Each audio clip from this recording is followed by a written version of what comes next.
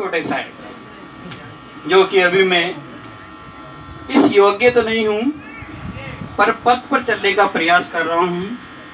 और हम सबका ये सौभाग्य है कि हमें जो है यहाँ कार्यक्रम शीघ्र देखने को सुनने को मिल रहा है। इससे पहले भी जो है कार्यक्रम हुआ था और एक कार्यक्रम आज हुआ है।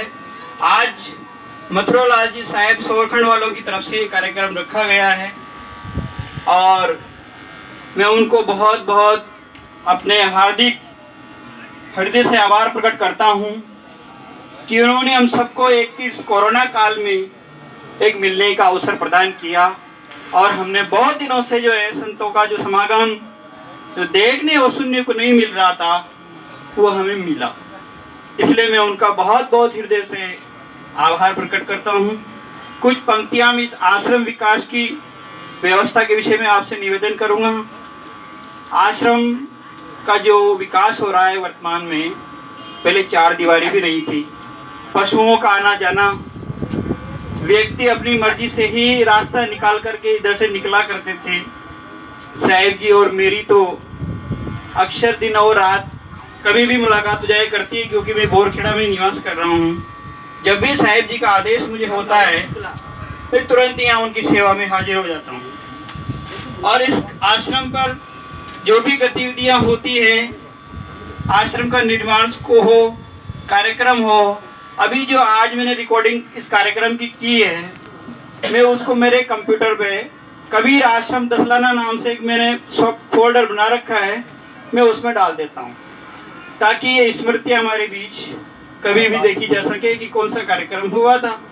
और मैं उसको तो इस विषय में मेरा ये निवेदन है कि मेरे गुरुजी रहस्य साहेब जी के पास आय का ऐसा कोई स्रोत नहीं है कि वो धन कमा सके और इस आश्रम को शीघ्र बहुत बड़े भवन में तब्दील कर सके।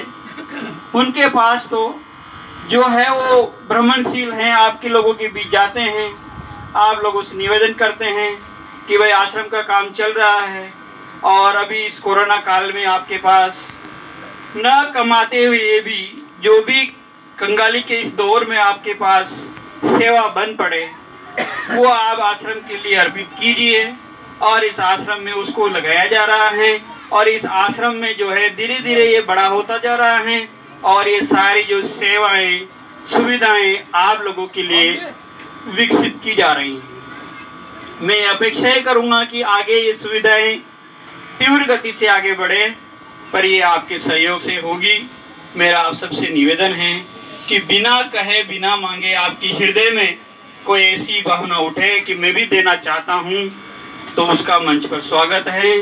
वो नाम अपना दे सकता है, बाद में उसकी राशि आ जाएगी, उसका नाम लिख लिया जाएगा। और इसके साथ ही मैं अपने मन की एक बात आपके बीच रखना चाहता हूँ कि आज हम जितने भी यहाँ पर आए हैं, तो मैं ये अनुमान लगा करके कह रहा हूँ कि हम जिस परिवार में रहते हैं 5 सदस्य होंगे, 6 होंगे, तो उसमें से सत्संग कार्यक्रम में एक ही व्यक्ति आया होगा या तो 2 आगे होंगे। हम 1 आए हैं या 2 आए हैं, हम सत्संग में आया करते हैं, आज से नहीं आ रहे, बहुत वर्षों से आ रहे हैं। तो मेरा एक निवेदन इस विषय में है कि हम तो आते ही हैं, जाते ही हैं, सत्संग सुनते ही हैं, लेकिन उन लोगों का क्या है जो हमारे घर में 4 सदस्य हो रहे हैं, उनको छोड़कर आए हैं, उनको कब लाएंगे, उनको कब हम इन संतों के दर्शन कराएंगे और इनकी बातें सुनने को कब मिलेगी उनको। तो मेरा निवेदन है कि हम स्वयं ज्ञानी तो हैं, लेकिन हमारे को बीच में किनके रहना है, उन 4 लोगों के बीच, 5 लोगों के बीच रहना है। इसीलिए साहिब जी 12 में जब मेरी इनसे मुलाकात हुई कह रहे थे कि संतों से मिलते रहना चाहिए। संत जहाँ बात चली है, मेरी शाब्दिक भाषा में मैं संत की परिभाषा दूं आपको।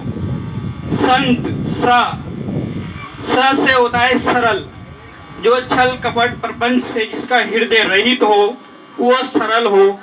ये स से परिभाषित शब्द है सरल।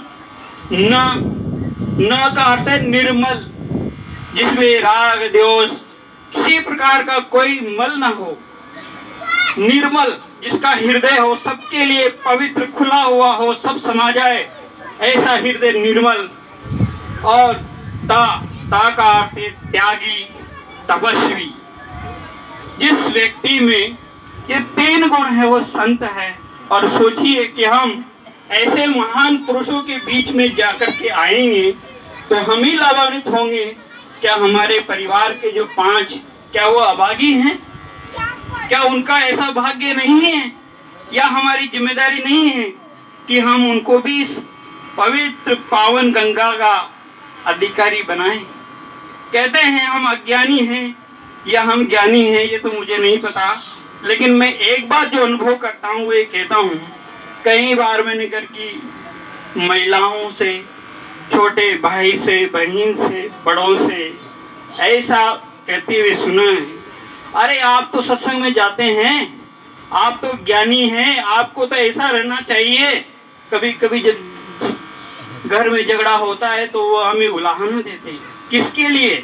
हमारे ऐसे आचरण के लिए जिसकी अपेक्षा है उनसे, उनको हमसे नहीं होती। और कहते हैं कि आप सत्संग में जाते हैं, आपने क्या सीखा, क्या किया? आप यहाँ से वहाँ गए, धन भी खर्च किया, समय भी खर्च किया, एक बार नहीं अनेक बार सत्संग में गए, अनेक बार धन और समय को खर्च किया, आप क्या लाए? कुछ लाए हैं तो फिर आपके अंदर हमसे अलग क्यों नहीं दिखता? आप तो हमारे जैसे ही दिखते हो, हमारे जैसे ही गुस्सा आता है, हमारे जैसे ही क्रोध आता है, हमारे जैसे ही आप समान हो। फिर आपने सत्संग में जाकर के क्या लाए? कुछ लाए हो तो हमसे अलग दिखो। कहते हैं कि देवताओं ने समुद्र मंथन किया, राक्षस और देवताओं ने, तो उसमें विष का प्याला निकला। कौन पिए साहब विष को? कोई नहीं पी सकता। तो कहते हैं शिव जी ने पिया। किसके लिए पिया? सृष्टि के कल्याण के लिए पिया। तो हमारे घर में भी यही समस्या आती है कि उन्होंने सृष्टि के कल्याण के लिए विष का प्याला पिया। तो हमारे घर में भी जब कभी कभी झगड़ा हो जाता है तब क्या होता है? हम तो ज्ञानी हैं, वो अज्ञानी विष विगलते हैं, वो अज्ञानी विष विगलते हैं, हम ज्ञानी उसको पी जाते हैं और उनके साथ जीवन जी जाते हैं, उनके साथ जीवन हम जी जाते हैं। यदि वो भी जलुकटी बात कहे, हम भी न सहन कर पाए तो फिर हमारा यहाँ आना व्यर्थ है। सहनशील बनिए, इसीलिए कहा गया है गृहस्थ का जीवन भी एक तपोभूमि है। और हमें सहनशीलता के साथ मैं अपनी वाणी को विराम देता हूँ। बोलिए सद्गुरुदेव की।